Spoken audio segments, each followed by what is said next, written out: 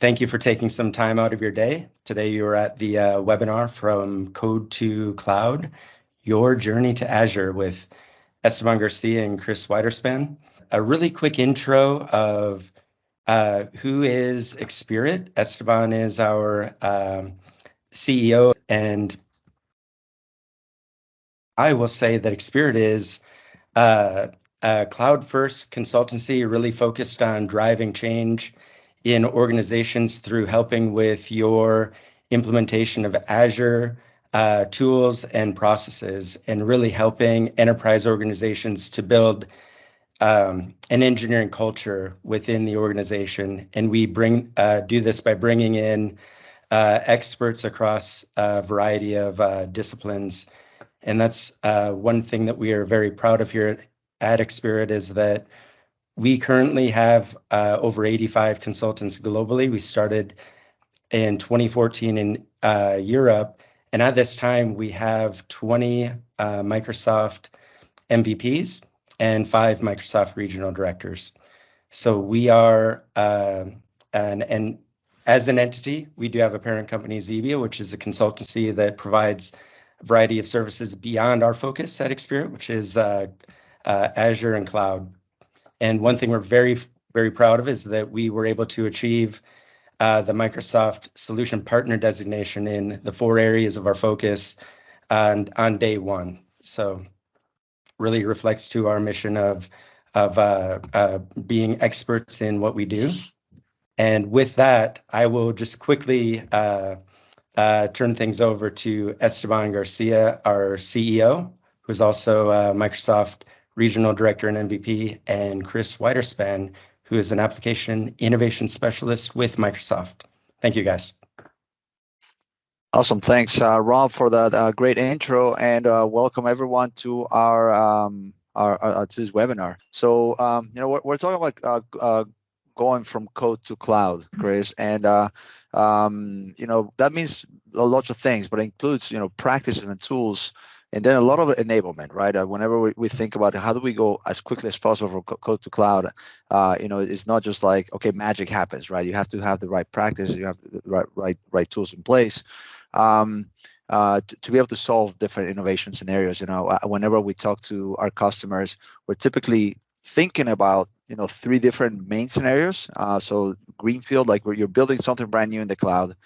Or you're moving something from on-premises to the cloud, or you're going from cloud to cloud, whether from a different cloud into Azure, or you're already in Azure, maybe through VMs. So you think, okay, now it's time for us to take the next step. So, Chris, whenever you're speaking to different customers, like what is it, maybe if you can tell me a little bit some of the things that you see in that space. Yeah, so I mean, we kind of have this saying in Microsoft: meet the customer where they're at, right? And the idea there is, instead of going to every customer and trying to tell them what they should be doing and how they need to change things, it's really about, okay, what are they doing now? How do we take that process and, without having to reinvent the wheel, bring it into the Azure fold?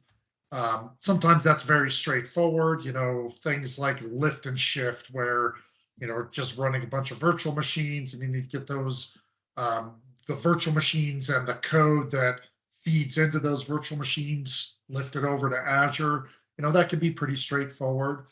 But at the same time, there's a lot of customers that maybe are doing greenfield applications, or they want to modernize an existing application. And at that point, you really do get into scenarios where you can help, right? I mean, you can adjust those processes, you can come up with new ideas as a way to make things more efficient. But it certainly goes without saying that code to cloud is a very easy moniker, right? But in reality, that is something that can be very complex. It can involve lots of different people and lots of different touch points along the way. It can span multiple teams.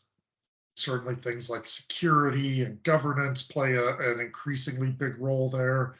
So that mantra, just, let's quickly get from code to cloud, that can turn into a very elongated process of politics, of discovery, of transition, of retooling your teams and culture and everything in between.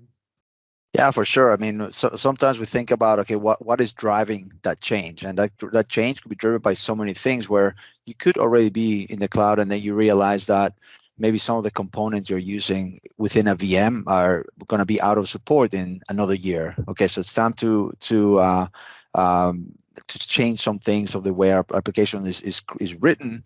It could also just be all the technology sometimes tends to drive like developers away from an organization, or just kind of hard to bring people in to say, hey, come work on this old VB6 application, or even something that even not even as old as VB6, but maybe something was written 5-6 years ago.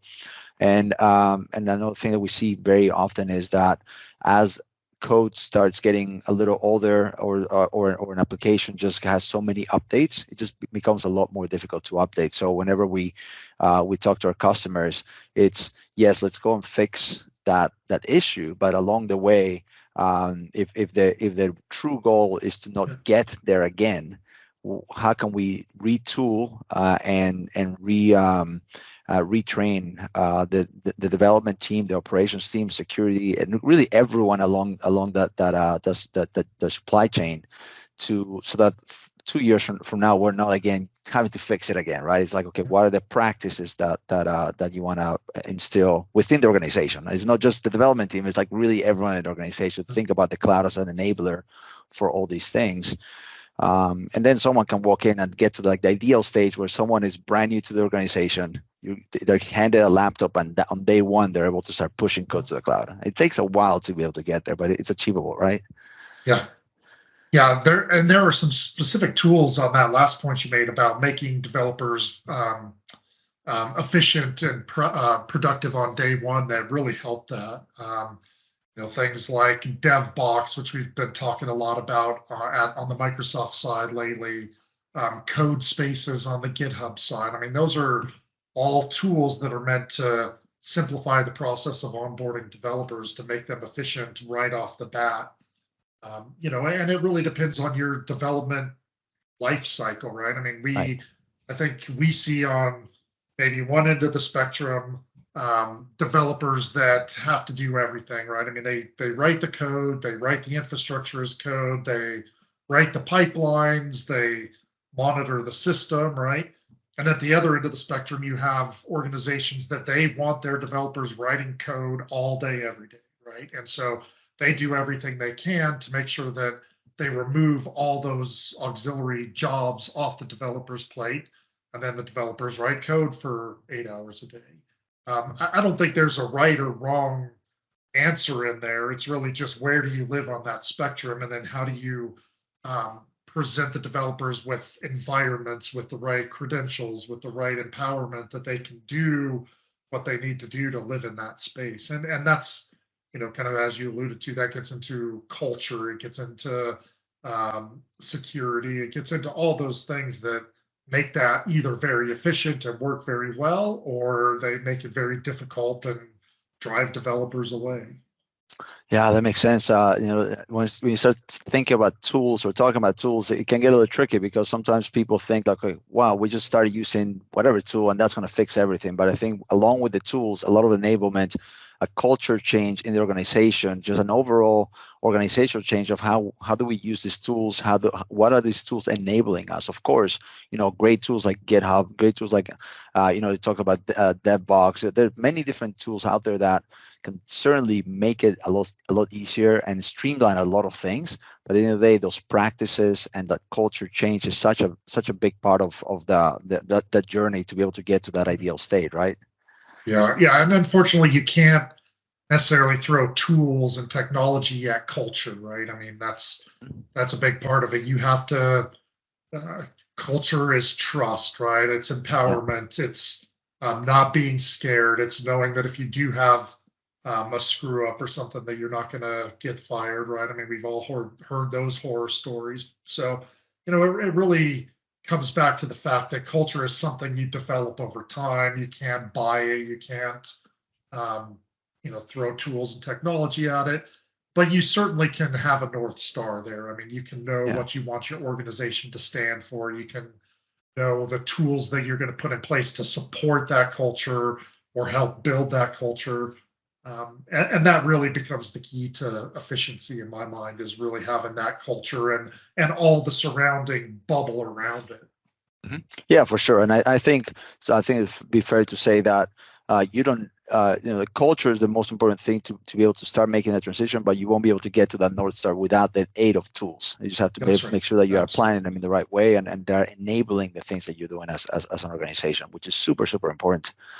So let's say that a team, they're ready to innovate, and they've bought in from the culture perspective, and we're making some changes organizationally, and we're saying, okay, great, now we're ready to start modernizing our applications, and then we'll get into what really modernization means in a second. But what do you think are some of the most important practices for a team to have? Like, I'm thinking about like CI/CD and infrastructure as code and things like that. Like, where do you think teams should really get started on from that perspective? Yeah, some of it's mentality, right? I mean, knowing what, again, we'll get into that modernization and what that means, but, developing the mentality of who's going to own the product, who's going to be responsible for what. I think that feeds into the culture. But outside of that, automation is key, right? Yeah. I mean, when you go to the cloud, that is table stakes these days, is to be able to automate just about everything.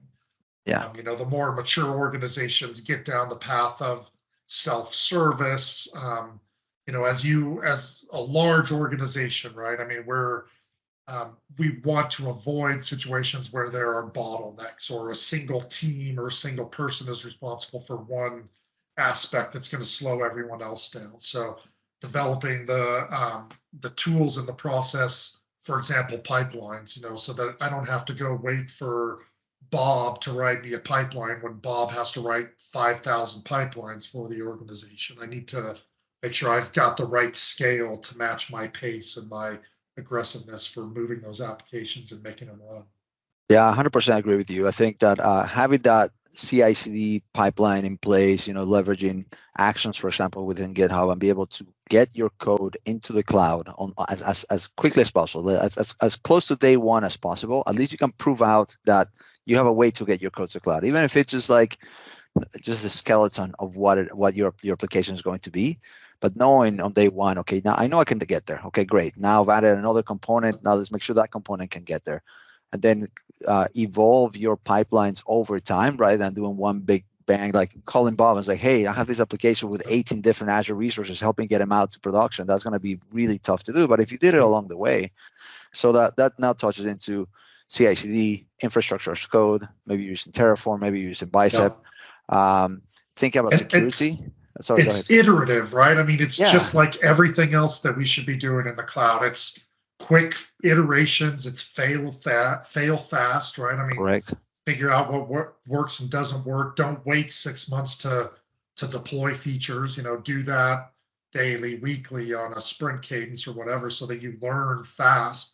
And it's a never-ending process, right? I mean, unfortunately, you rarely get to the point where, hey, this all works, it's all done, and we can all go start a new project. Inevitably, there's somebody or something that has to be maintained and operated over time, even on your old legacy applications. Yeah, 100%. And then even along the way, as you start iterating through that, thinking about how do I start bringing security earlier into the process, right? There's been a big shift or a big talk about like shifting left on security. There's tools out there like GitHub Advanced Security or other tools out there that help you really start putting some things earlier into the process, so that now you don't have that other bottleneck later on. We say, okay, we're about to go to production. Now let's go through a security review, and now you have to wait, and you might find some things. You will likely find some things that could have been fixed much earlier on, a lot cheaper, and not only that, but it gives your development team and your operations team and security team just a lot more confidence about what's going to happen in the cloud. So, I think that the most foundational thing there is your pipeline, right? Like making sure you have that, and you can add so many things to it along the way. I joke that security is shift left and it's shift right, and the idea is that it's everywhere, right? You've got to have security before. Now GitHub supports gated check-ins. I don't know the exact terminology, but you can't even check in your code or make a commit if you've got secrets in there. It used to be it would let you check it in and then it would flag it and everything. But by then the damage is already done. So by shifting that even one notch further to the left, hopefully those secrets and vulnerabilities never even make it into your code. But at the same time, you have security that has to be at runtime. So it really is becoming security all the time, right? I mean, shift left, shift right, shift everywhere so that you can know you're secure. Yeah, that's a great point. Yeah, that's a great point. It's we're shifting left, but we're not forgetting about what's happening on the right side. The GitHub feature that you mentioned is called push protection. So that's a thing that allows prevents you from pushing code into with secrets and other things like that, which is great because now those tools, again, they're enabling us to do things. It's one, we have to use the tool, but also we have to get into the culture of that being part of our process, right? And hey, we're doing all these things. That means that our code should end up being more secure later on, and it's going to help us with many things. So yeah, that's great. So we've talked about a few things, practices and tools, a little bit of team enablement, which certainly is super important. Along the way, we have to enable teams. But let's shift a little bit into what do we mean by app modernization? And whenever I talk about app modernization to a lot of my customers, the first thing that may come to mind, or one of their first questions, is like, yes, we are going to microservices. That's going to be the thing that's going to make it all happen. And I think that microservices certainly plays a big part on many app modernization scenarios. It's not every single app modernization scenario is going to have microservices, but a lot of them will. So I think maybe from what you've seen, what makes them so important? What makes them such an important piece of modernization? And should that be the first place that people look at whenever they're thinking about modernizing their applications? Yeah, I would think that I believe that the reason microservices have a lot of popularity these days, and that's maybe a misleading statement because a lot of people swear by microservices and a lot of people will tell you every reason in the book why you shouldn't use them. Yeah. But the reason they serve a purpose, or at least the concept of microservices, is being able to group your developers, to be able to have multiple people working on multiple features without stepping on each other's toes. Each team being able to iterate quickly, right? So it's not, in my mind, it's not so much about the architecture of the actual microservices. It's again back to how does that enable my developers? How does that, as an organization or as a product, allow me to move faster, to upgrade my features better, to bring new developers into the fold? When you have these giant monoliths, one of the things we know is that takes an enormous amount of tribal knowledge to keep those monoliths modern and up and running. Whereas with microservices, it's a lot easier to bring in new people and scale them up on one or two of these services, and they're off and running. But they also play very nicely into, the shiny new things that are out there. Containers, containerization, Kubernetes. In Azure, we have something, Azure Container Apps. That's a relatively new product. All of those new runtimes, if you will, are really geared towards kind of this concept of smaller microservice type architectures. And it's like everything else. There's no absolutes there. I mean, you can kind of take some of the good of microservices without being a purist, if you will, and find that practical balance between, what you have now with your monolith and how you get to point B with several or dozens or hundreds of microservices. I mean, you certainly can't do that overnight. Yeah, for sure. And I think you touched on this a little bit, but I think as we start deploying these microservices and being able to get them out to the customer, and now the customer experience just changes so much, because now you might be not trying to log into a website and it says, oh, well, the site's down for maintenance for the next 3 hours or 4 hours. In my mind, whenever that happens, it's like, oh, okay, they have this big monolith and they're trying to deploy it probably at 2 a.m. somewhere, wherever they are. But then if you're able to give the customer a much better experience to say, well, this part of the application is not working for a few minutes, but everything else works, or so like kind of like a degraded experience, but everything else works. So things like that make it a lot better. And then also, as you talked about failing fast earlier, if I have this smaller set of deployments and I'm deploying it to the production and something goes wrong, very quickly I can fix it and push an update just for that one service. And I haven't taken the entire application down, which then also helps us with our confidence on deploying early and deploying often, right? So we're able to have very specific people like knowing, okay, I know this is the one service that my team or the multiple services that my team looks after. I don't need to worry about the entire huge application for that to work. And so touching a lot of things, and even if you step back to what we were talking about earlier, just the culture that it enables, just by being able to go away from this one big monolith where you need a lot of tribal knowledge. We do releases every 3 months or 6 months. Now you have people, like the culture of the organization changes to, okay, we're going to go as quickly as possible, deploy as quickly as possible, forget about dependencies as much, and really think about how do we enable everyone to do more with what they have. So the containers is another fun one when it talks about microservices, right? So it's like, well, we're doing microservices, so we must go to containers. And in some cases, again, it makes perfect sense to do it.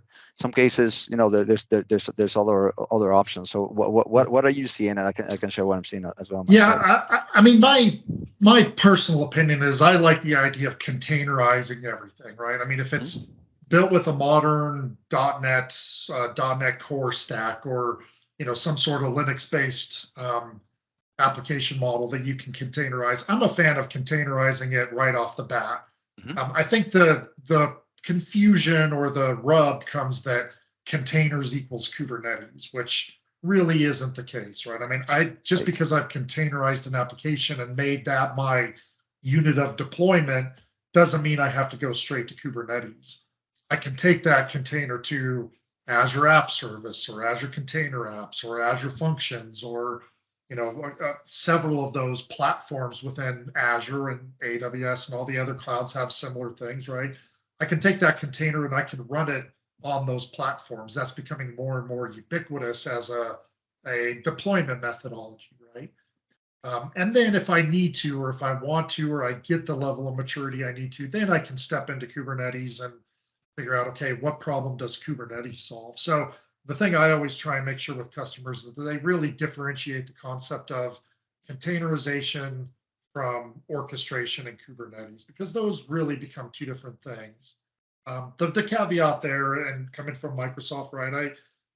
Containerizing Windows applications, I don't love that unless you really are trying to go to Kubernetes and really have a reason to move to the orchestrators or Service Fabric. I mean, we don't run into too many people that are still using Service Fabric, but if you are running an old legacy Windows monolith, right, there are better ways to run that don't have to include containerization. So you can avoid that extra work in that scenario. Yeah, no, and I agree with you. Yeah, anytime we start going down the microservices path, or really a lot, we try to containerize as much as possible. But there's also a lot of, I wouldn't say big learning, but there's a lot of learning that needs to be done along the way. Things like, what do you do with your secrets? Like before, we would have an app config, and we would transform that app config along the way. Well, it works a bit different once you have your image already created. Like, so you have to think about, where do we put those secrets? Do we bring in Key Vault? Do we bring configuration service or anything like that? And then the big choice. Okay, where does this container run? It's running on if we're talking about code to cloud. This thing is running on my machine right now. How do I get it out to Azure? And yes, we have all these different options. From an app service all the way to AKS, and knowing when to use those tools, and knowing the investment that you and your team are making the moment you bring Kubernetes into your world. It can enable so many things. There's also some, like a bit of a bar of like, okay, do I need it? And these are the things that I'm willing to do in order to take advantage of all the amazing things that it brings to you. You might say, well, I don't need Kubernetes for this one, or I don't need AKS or Kubernetes for this one scenario. I can run an app services, and I'm getting a lot of the value out of containerization without going the other route. Yeah, you're spot on too. I mean, containers does require some new knowledge, right? It requires a couple new tools, but one thing I really like coming from kind of the DevOps side is that once I get to that point, everything's the same, right? Yeah. I have a Docker file. I don't care what's in the Docker file, but I have a Docker file. Therefore, my pipeline, my GitHub Actions or my Azure DevOps pipelines, it's a Docker build, Docker push, and it all just starts to feel the same way. So now all of those development teams that are out there, they don't have to reinvent the wheel. They don't have to do these bespoke pipelines and deployment processes. Everything starts to feel the same. So that really is one of the benefits of going to containers. That, again, whether or not you use Kubernetes is irrelevant in that case. It's just the machinery to get from the point of writing code, checking it in, to generating that executable, which in this case is the container, is always the same every time. And yes, you got to go build a different Docker file in some cases, but the developers know how to do that. Once they're in container land, they know how to build a good Docker file. And frankly, these days, you don't even have to build your own Docker files. I mean, things like Visual Studio just generate it for you. GitHub, I think, has a tool that'll generate it for you. So you don't have to learn as much as you used to, 2 or 3 years ago. Yeah, I 100% agree with you. And then now we get to the ideal state. I remember, just 5 years ago or so, whenever we would test something in a test environment about to go to production, then we had to go through all these processes to prove that the thing that we tested in the test environment is the thing that made it to production. Now we're guaranteeing it, because now the only thing that we have to worry about is that once we're in production, are all these services working together the way we expected and things like that. But we know that the service that we deployed, or the code base that we deployed, made it out exactly the way it was, which is really, really powerful. I mean, that's something that we couldn't do before containers.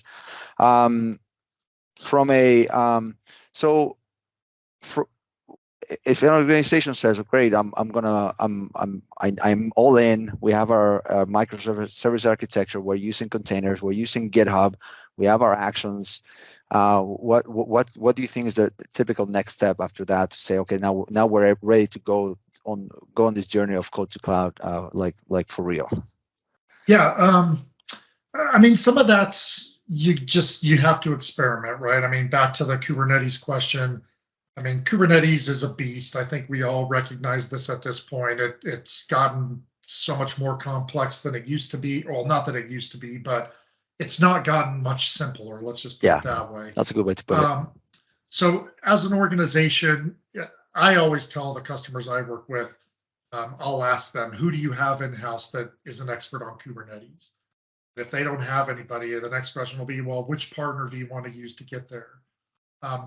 The things that I've learned personally doing this for the last 5 years is that if a customer wants to go down the Kubernetes path and they don't have that expertise in-house, or they don't have someone to hold their hand, their likelihood of success is probably below 50%. It becomes a struggle. It's very difficult to get from point A to B. And if you do, it takes way too long. I mean, for most companies, the name of the game these days is fast acceleration, right? And so if it takes a year to build out your Kubernetes practice, then you haven't really accomplished that goal. So, I think to answer your question, it really becomes, what steps do you take to get from the eventual Kubernetes, where I would venture a guess that most companies at the end of the day would say that our goal would be to move to Kubernetes. That's probably oversimplified, but that's kind of a North Star for a lot of companies these days, but you can't get there overnight. So how can we take those microservices and run them in app service? Can we use an ACE app service environment to run those? Have we built our services in a serverless manner where we could use an Azure function? Can we host them on app services? Do we need to go to Azure Container Apps? I mean, that's kind of a progression, I think, that you can get to if you really want to go to Kubernetes, but you don't have the expertise in-house. So I think, your question is, how do you get there? And that's really just, hey, we've got these microservices. How are we going to host them? How do we want to monitor them? Who's going to own the platform? I think that's a big question we run into these days is, if the developers are going to own the platform and they're going to get the calls at the end of the night, it's hard to expect those developers to run a complete platform on their own if they're not empowered to do so. Yeah. So, if that is the case, who owns the platform? That's usually where we kind of talk about SREs, and the SREs own the platform, and then the developers own the app that's sitting on top of the platform. But those are all just mechanisms that you have to get figured out. And luckily, there's lots of options there. We certainly provide opinions every day on what's going to work good for your organization and what's not, depending on our opinions of your maturity levels and things like that. So I don't know that there's an exact answer there, other than finding that sweet spot in that big matrix between all the different services you have, the size of the microservice footprint, and you kind of just have to figure out somewhere and go for it. And then, like we talked about earlier, fail fast, iterate quickly, and keep moving. No, I agree with you. I think separating the decision between containerization and where that container is going to run, that's a really good initial conversation you want to have, because I've also seen the decisions where, containers, so we're doing Kubernetes. Sometimes there's a journey to get to Kubernetes, there's a journey to get to AKS, and I think you're right. At the end of the day, looking forward, most companies will be running some form of Kubernetes, and if it's going to take an organization a year to spin up their Kubernetes practice, I agree, a little selfishly, but I agree that bringing in a partner that can help them is going to accelerate things. And with us, knowledge sharing is part of our DNA. So whenever we work with a customer, we don't just take the project away, build it, and send it back. It's like, hey, it's all Kubernetes. We actually are enabling the teams to be able to work with containers the right way, to spin up their Kubernetes practice alongside of us. And then once we're all running, we have a successful application running, leveraging AKS. We have the right pipelines in place, we have all the knowledge in place, then we start stepping away or start moving on to other parts of the organization, other parts of the project, because it's not just about the technology, it's not just about the tools, it's also about the enablement of the teams, and that's really when we're all successful, when we go faster. We talked about that the other day in a whole different conversation, right? I mean, the worst thing you can do as a partner is go do all this work for the customer, and I think, as you described it, hand a box with a bunch of blinking lights to them and expect them to be able to then run that box and diagnose the blinking lights. So. Exactly, because when they get that phone call at 2 a.m, like we said earlier, then what happens? And if you haven't been through the journey on how to build that, how to operate it, and you just handed this box back, you're not going to know what to do with it. And that's that's really not what we would ever strive for. So that's great. So we've covered so many topics today, Chris. We started about the innovation scenarios, our drivers, tools. Certainly lots of tools and practices in place. And I think I would say that a lot of what we talked about went back to the culture, went back to the practices, went back to how do we enable people so they can keep doing more. Technology is going to keep moving forward, right? And I think if we enable people to do more with that technology and to be ready to take advantage of the next part of this technology, that's a big deal. Yeah, there's again, just self-serving, right? I mean, a big part of what Microsoft is focused on I would say it's shifted a little bit over the last couple of years. I mean, obviously Microsoft owns .NET, we own Visual Studio, we build VS Code, right, and GitHub. But really, I feel even internally that the push now has been developer productivity enablement, regardless of what tools you use, right? Making things like DevBox that don't really care the tools you use, but selfishly, we want you to run that compute on Azure. We get paid that way, right? So that paradigm of cloud PCs, of virtual desktops, of multiple devices connecting up to a cloud-based PC, right? I mean, I think that's a theme you're going to see more and more of, not just from Microsoft, but from a lot of different angles. And that all goes towards that idea that you're just finding different ways to make developers productive. But it's not just developers. I mean, knowledge workers. I mean, that's the big push of Azure Virtual Desktop, AVD, over COVID, right? I mean, there's this huge push of moving people to remote desktops, just because it played a nice role in the COVID recovery, or the ability to rebound and keep people employed and keep the business moving forward. So that is an ingrained thing that I think you'll continue to see, is just the whole idea of hybrid workplace, of centralizing that compute, bring your own device. I mean, all of those things you hear talked about in the news or in the technical forums, right? I mean, that all plays into some of the stuff that we're doing, and kind of our ethos of enabling all those customers to continue to do what they do best. Yeah, no, that's a great point. It's almost like, the things that we talked about like 5 years ago. I was like, wow, well, maybe one day we'll get to do this. They're starting to become more and more true as the cloud continues evolving. So it's a really exciting time. I often, people may not believe me, but I used to paint this picture of, I'm going to have my phone, and I'm going to be able to go up to any kiosk anywhere in the world, set my phone down on some sort of wireless connector, get a free charge, but that would then open up the kiosk and connect to my personal desktop, right? Just the idea that the monitors, the keyboards are ubiquitous around the world. The stuff, the guts of that runs will sit up in the cloud, and my mechanism for connecting to that is just, whatever, your phone or your credentials or whatever the case is. And I think we're starting to see that come to fruition, that people want to be able to work from home, but they also want to be able to work remotely on vacation, or whatever the case may be. So that continues to play a story. And the problem was that for a long time, developers didn't get that benefit, right? I mean, they require specialized hardware, they require specialized, customized environments, and being able to finally bring the developers into that conversation has been a key movement, probably the last 2 or 3 years. No, that's a great point. And I think those are the things that as we continue enabling more people to do these things, then that just becomes more of a reality, because we're providing the tools, we're providing the ability to do more. So that's great.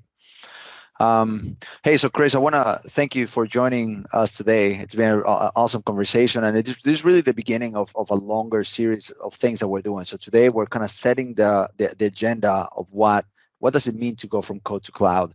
And over the next a few months, you're going to see some webinars that will deep dive into some of these technologies. Next month, we're going to be talking about how to do some secure development leveraging GitHub Advanced Security. So how do we get to the cloud? What are the GitHub Advanced Security features that we're able to use to get to accelerate our move to the cloud in a secure way? We talk about secure and compliant cloud often. Then we're going to talk about we're going to have another one talk about microservices. We're going to have another one talk about Azure AKS and all the different options that you have to run containers in Azure and so forth. So be on the lookout for other sessions coming up where we're going to be deep diving into these topics. If you have any questions, we'll hang out for a bit. Feel free to put them on the chat, or I can even if you raise your hand, I can unmute you and you can ask your question directly. Thank you everyone for coming to our webinar, and I look forward to seeing you at future ones as well.